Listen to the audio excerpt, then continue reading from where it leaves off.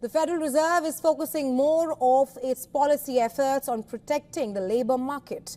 The expectation that US inflation likely eased at the end of the third quarter should reassure US policymakers.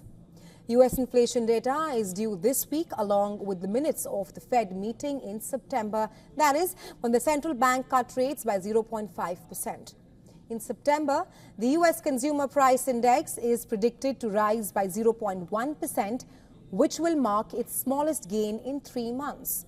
A 2.3% likely increase of the previous year would be the 6th consecutive slowdown in the CPI, the most moderate since early 2021.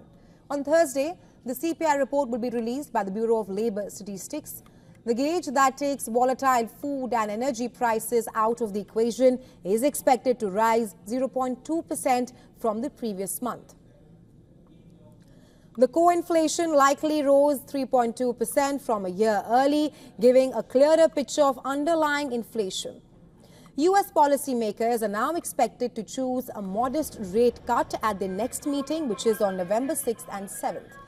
This will be driven by Friday's unexpected job growth, and the steady decline in inflation.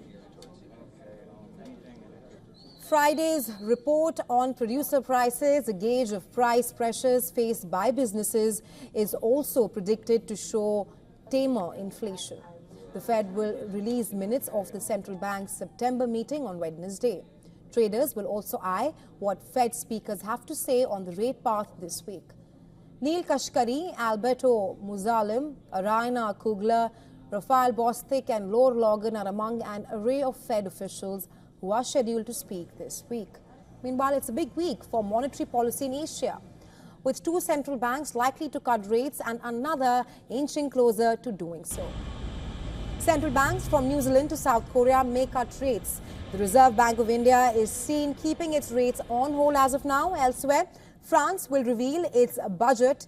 The European Central Bank will publish minutes of its September policy meeting as well.